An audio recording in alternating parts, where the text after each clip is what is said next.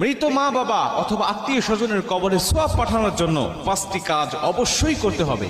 এই 5টি কাজ যদি আপনি করতে পারেন, আপনার মা বাবা, আপনার আত্মীয় স্বজনের কবরে আল্লাহ পাক সোয়াবের পাহাড়গুলো তৈরি করতে থাকবেন এবং এক পর্যায়ে সে যদি জাহান্নামেও থাকে, আল্লাহ পাক তার কবরটা জান্নাত বানিয়ে দিবেন। এবং সে যদি নিম্ন মানের জান্নাতে থাকে, আল্লাহ পাক তার কবরটা উচ্চ মানের জান্নাতের পরিবেশ করে দিবেন। প্রথম নম্বরে রাসূল সাল্লাল্লাহু আলাইহি ওয়াসাল্লাম বলেন, যদি তোমার মা বাবা দুনিয়া থেকে বিদায় নিয়ে চলে যায়, তাহলে সন্তান হিসেবে তোমার দায়িত্ব প্রথম নম্বরে তুমি তার জন্য দোয়া করবে। সব সময় তুমি তার জন্য দোয়া করবে, রাব্বির হামহুমা কামা রাব্বায়ানি সগীরা। আল্লাহ নিজে যে দোয়াটা শিখিয়েছেন, এই দোয়াটা তুমি পাঠ করবে। নবীজি বলেন, কোনো দোয়াই পরিপূর্ণ হয় না যতক্ষণ পর্যন্ত তার মা বাবার জন্য ওই দোয়াতে মোনাজাতে দোয়া না করা হয়। আপনি যখনই হাত তুলবেন তখনই মা বাবার জন্য দোয়া করবেন, রব্বির হামহুমা কামা রাব্বায়ানি সগীরা বলে বলে আল্লাহর কাছে দোয়া করবেন। এটা হলো প্রথম নম্বরে তার জন্য দোয়া করা। 2 নম্বরে তাদের জন্য অল্প কিছু হলেও নিয়মিত দান সদকা করা। আপনার মা বাবা চলে গেছে, মা বাবা বিদায় নিয়ে চলে গেছে, তাদের জন্য অল্প সামান্য পরিমাণ হলেও আপনি তাদের জন্য দান সদকা করবেন। গরিব দুঃখীদের মাঝে বিলিয়ে দিবেন, বিপদগ্রস্ত মানুষের মাঝে বন্টন করে দিবেন। বর্তমান বিপদগ্রস্ত বন্যার্থ যারা আছে তাদের মাঝে আপনি মন খুলে, একদম প্রাণ খুলে তাদের জন্য উজাড় মনে দান করতে থাকেন, তাদেরকে দিতে থাকেন। তারা এটা যখন পেয়ে উপকৃত হবে, অবশ্যই এই সোয়াবের ধারা, এই সোয়াবের আল্লাহ পাক জাযাটা আল্লাহ পাক আপনার মা বাবার কবরে পৌঁছায় দিবে। এবং তাদের কবরটা যদি জাহান্নামেও থাকে, আল্লাহ বানিয়ে দিতে পারে জান্নাতের পরিবেশ। এই জন্য দান সৎকার অভ্যাস করবেন, অল্প হলেও নিয়মিত করার চেষ্টা করবেন। কাউকে খালি হাতে ফিরাবেন না, যে আসবে সাহেলকারী তাকে দিয়ে দেওয়ার চেষ্টা করবেন। 3 নম্বরে ওই মা বাবার আত্মীয় স্বজন যারা দুনিয়ার জমিনে জীবিত আছে, তাদের সাথে ভালো ব্যবহার করা, উত্তম আচরণ করা, তাদের নেওয়া। মা বাবা যাদের সাথে ওঠা বসা করতো তাদের সাথেও খোঁজ খবর নেওয়া, তাদের কি অবস্থা হাল হাকিকত, এদিকে একটু খেয়াল রাখা। মা বাবার সবচেয়ে বড় আত্মীয় কারা? মা বাবার মেয়েরা, মা বাবার বোনরা।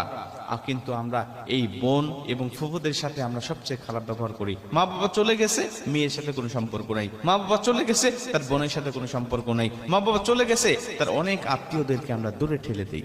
কিন্তু না, রাসূল সাল্লাল্লাহু আলাইহি ওয়াসাল্লাম বলেন, তোমার মা বাবা যখন চলে যাবে, তোমার মা বাবাকে ভালো রাখার জন্য, কবরে ভালো রাখার জন্য তুমি দুনিয়াতে তার আত্মীয় স্বজনের সাথে ভালো ব্যবহার করো, উত্তম আচরণগুলো করো। আমার আল্লাহ পাক এর বিনিময়ে তোমার মা বাবাকেও ভালো রাখবে।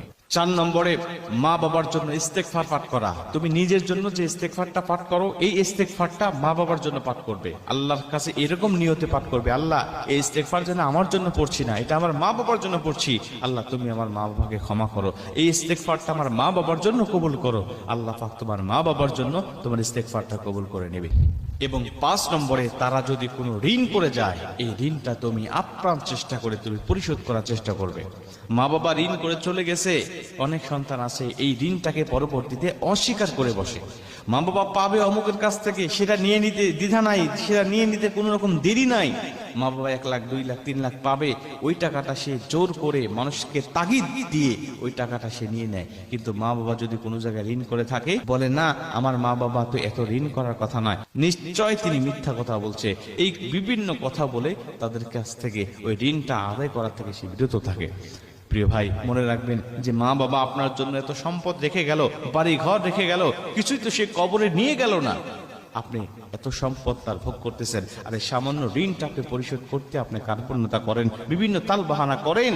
মনে রাখবেন কিয়ামতের ময়দানে আল্লাহ পাক আপনাকে ছাড় দেবেন না।